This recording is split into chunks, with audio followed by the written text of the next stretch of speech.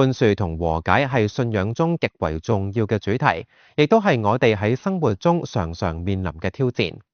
喺聖經中，耶穌清楚咁教導我哋，寬恕唔單止係一種美德，更加係我哋同上帝關係嘅基礎。馬太福音6章14到15節話：你哋若果饒恕別人嘅過犯，你哋嘅天父亦都必饒恕你哋；你哋若果唔饒恕別人嘅過犯，你哋嘅天父亦都必不饒恕你哋嘅過犯。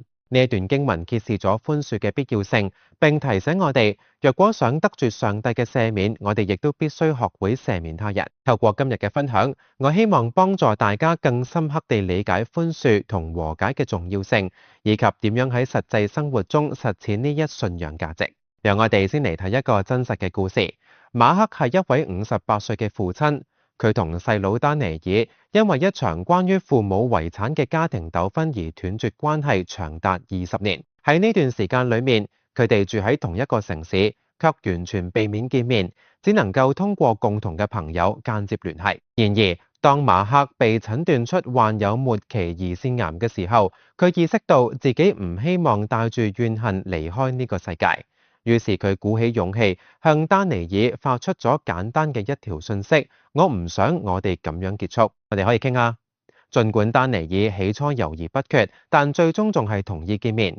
喺嗰次咖啡店嘅對話中，馬克率先道歉，承認自己過去嘅固執同驕傲，並表達咗佢嘅悔意。令佢驚訝嘅係，丹尼爾亦都坦誠咗自己嘅錯誤，並請求原諒。呢次對話成為佢哋和解嘅開始。喺跟住落嚟嘅幾個月之中，兄弟倆重新建立咗聯繫，一齊回憶童年嘅美好時光，並喺馬克接受治療期間相互支持。雖然馬克嘅健康狀況持續惡化，但佢對修復兄弟關係感到深深嘅感恩。喺佢去世嘅嗰一日，丹尼爾握住佢嘅手，陪伴佢走完人生嘅最後一刻。丹尼爾後來感嘆道：我以為我哋永遠失去咗彼此。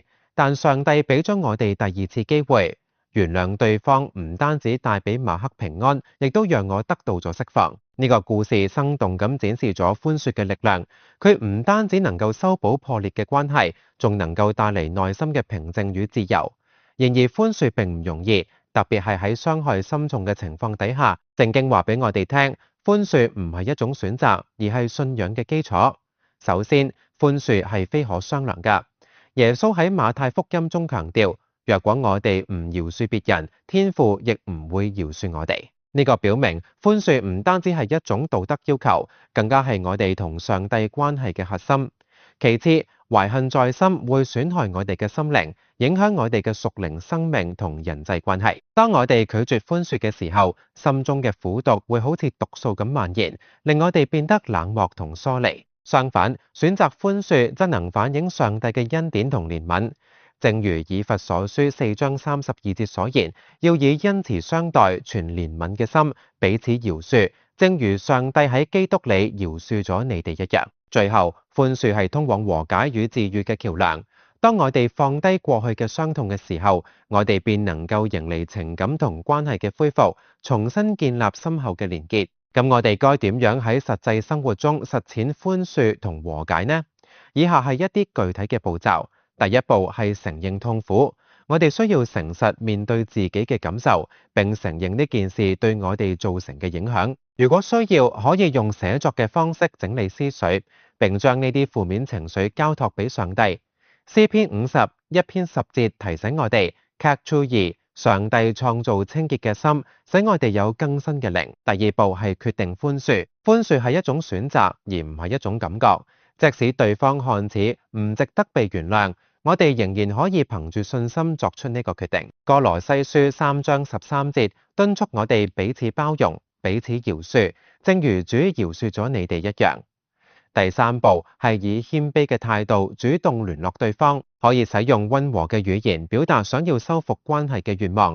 例如，我一直喺度反思我哋嘅關係，我希望我哋能夠和好如初，或者我對我所做嘅事情感到抱歉，希望能夠向前邁進。如果面對面交流感到困難，可以先從書信或者係電話開始。第四步係耐心聆聽對方嘅觀點。喺對話中，我哋需要克制自己嘅防禦心理，用心聆聽對方嘅感受。咁樣嘅傾聽能夠促進同理心同理解，即使我哋唔同意對方嘅睇法，亦可以肯定佢哋嘅感受。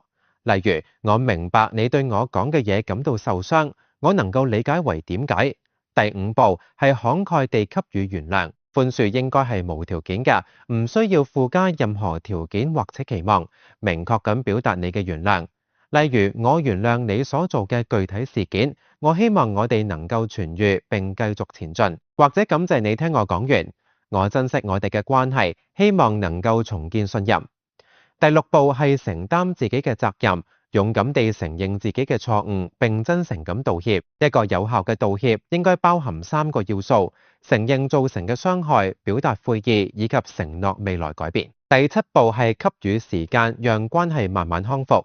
重建信任需要時間，因此我哋需要對自己同對方保持耐心，透過持續嘅小行動，例如定期關心或共度美好時光嚟滋養呢段關係。第8步係尋求支持與問責，將你嘅旅程分享俾值得信賴嘅朋友、牧師或者輔導員，俾佢哋提供鼓勵同監督，同時多讀聖經中嘅相關經文，例如以弗所書4章31至32節。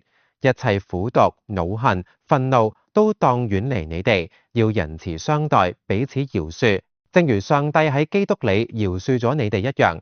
最後一步係相信上帝嘅時機，有啲傷口需要較長嘅時間先至能夠愈合，因此我哋要為耐心同毅力禱告。以賽亞書41章10節安慰我哋：唔好害怕，因我與你同在。唔好驚惶，因我係你嘅上帝。總結嚟講，寬恕同和解係一條恩典之路，雖然充滿挑戰，但卻能夠帶嚟深層次嘅治癒與平安。無論我哋係需要寬恕人哋，還是請求人哋嘅寬恕，呢個都係信仰旅程中不可或缺嘅一部分。願我哋都能夠好似馬克同丹尼爾咁，揸住機會修補破碎嘅關係，並喺上帝嘅引導之下，揾到真正嘅自由與喜樂。